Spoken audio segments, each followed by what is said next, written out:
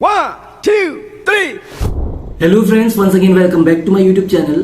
I am Jitendra, a second professional MBBS student at AIIMS Raipur. NEET का result आ चुका है और अब आप में से 70% लोग को ये पता चल गया होगा कि आपको इस बार कॉलेज मिलने वाला है या फिर नहीं. लेकिन 30% लोग ऐसे भी होंगे जिनको अभी भी डाउट होगा कि उनको या तो इस बार कॉलेज मिल सकता है या फिर नहीं.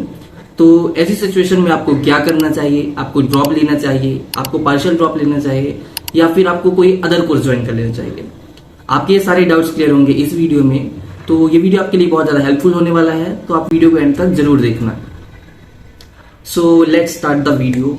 फर्स्टली जिन्हें इस बार कॉलेज मिल रहा है उन सबको बहुत बहुत कॉन्ग्रेचुलेशंस. लेकिन इस वीडियो में हम बात करेंगे उनके बारे में जिनको या तो कॉलेज नहीं मिल रहा है या फिर जो डाउट में है कि कॉलेज मिलेगा या फिर नहीं. तो ऐसी सिचुएशन में आपको सबसे पहले एक जो मन में सवाल आता है वो ये है कि आपको ड्रॉप लेना चाहिए या फिर नहीं. तो चलो मैं आपको मेरी नीट स्टोरी बताता हूँ. मेरे नीट में फर्स्ट अटेम्प्ट में 469 मार्क्स आए थे और जिसके अकॉर्डिंग मुझे कोई भी कॉलेज नहीं मिलने वाला था. तो मेरे पास दो ऑप्शन थे, या तो मैं एक साल का ड्रॉप ले लूँ और फिर से नीट की प्रिपरेशन करूँ या फिर मैं कोई अदर कोर्स ज्वाइन कर लूँ. तो मैंने एक साल का ड्रॉप लिया और अब मैं एम्स रायपुर में सेकेंड ईयर MBBS स्टूडेंट हूँ. तो यार अगर मैंने ड्रॉप नहीं लिया होता तो मैं कभी सोच भी नहीं सकता था कि मैं एम्स में कभी पढ़ पाऊंगा. तो आई होप कि आप ये समझ गए होंगे कि आपको ड्रॉप लेना चाहिए या फिर नहीं. और देखिए ना, हमारी जो लाइफ है ये बहुत बड़ी है. इसमें ये बिल्कुल भी मैटर नहीं करता कि हम 2-3 साल का ड्रॉप अगर अपनी प्रिपरेशन में लगा दे तो, क्योंकि आप इस टाइम को वेस्ट थोड़ा ना कर रहे हैं. आप इस टाइम को इन्वेस्ट कर रहे हैं अपने फ्यूचर को सिक्योर करने के लिए.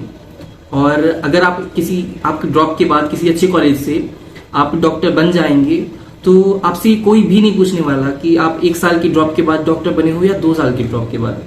लोग केवल यही देखेंगे कि आप कितने अच्छे कॉलेज से डॉक्टर बने. तो अगर आप चाहें तो आप ड्रॉप ले सकते हैं.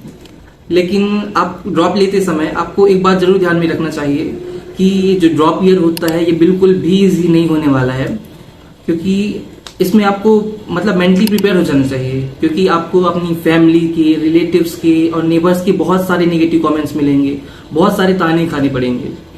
तो आपको किसी भी नेगेटिव बात पर आपको ध्यान नहीं देना है, सबको इग्नोर करना है. और क्योंकि आपको ऐसे में आपको खुद भी लगने लगेगा कि नहीं यार मेरा सिलेक्शन नहीं हो पाएगा, तो आपको पॉजिटिव रहना है और आपको अंदर से मान के ही चलना है कि मेरा सिलेक्शन इस बार होकर ही रहेगा. अब हम बात करते हैं कि किसको ड्रॉप रियल में लेना चाहिए या फिर किसको नहीं.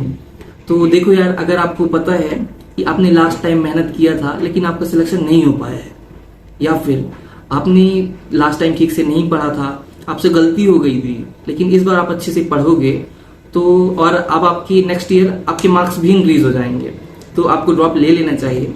लेकिन अगर आपके साथ ऐसा है कि आपने ना तो लास्ट टाइम पढ़ा था और ना आप अब भी सीरियस नहीं है अपनी स्टडीज को लेकर, तो आपको ड्रॉप बिल्कुल भी नहीं लेना चाहिए. क्योंकि अब अगले साल भी आपका सिलेक्शन नहीं होने वाला. हो सकता है आपको बात बुरी लग रही होगी, लेकिन ये सच है.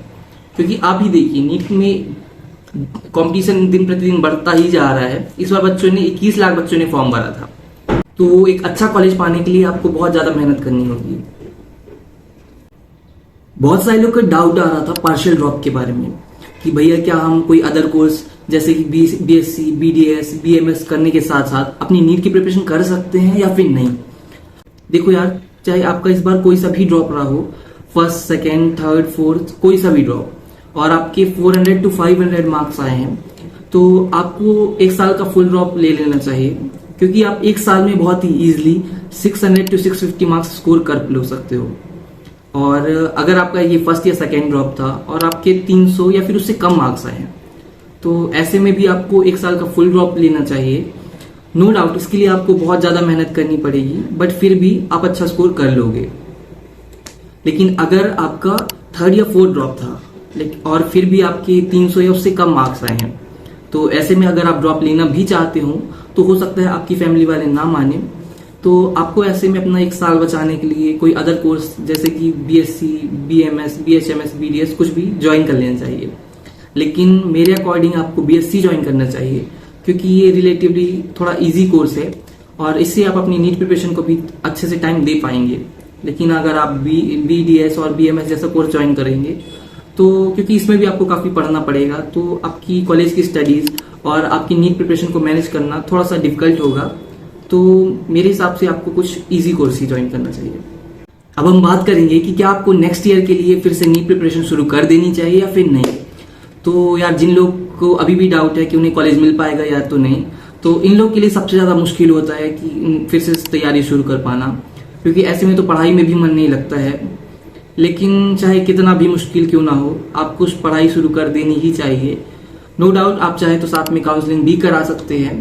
तो अगर काउंसलिंग में आपको कॉलेज अलॉट हो जाता है सो वेल एंड गुड, और अगर आपको कॉलेज अलॉट नहीं होता है तो कोई नहीं, आपका टाइम वेस्ट तो हुआ नहीं, क्योंकि आप प्रिपरेशन कर रहे थे। क्योंकि काउंसलिंग में 2-3 महीने का टाइम लग जाता है, तो आप इतना सारा टाइम वेस्ट अफोर्ड नहीं कर सकते हो, क्योंकि ऐसे में आपको इसका इफेक्ट आपको नेक्स्ट ईयर के रिजल्ट में दिखेगा। आई होप कि इस वीडियो से आपके सारे डाउट्स क्लियर हो गए होंगे, लेकिन फिर भी आपको कोई डाउट है तो आप कमेंट सेक्शन में मेंशन करना। और अगर आपको वीडियो अच्छा लगा हो तो वीडियो को लाइक करें।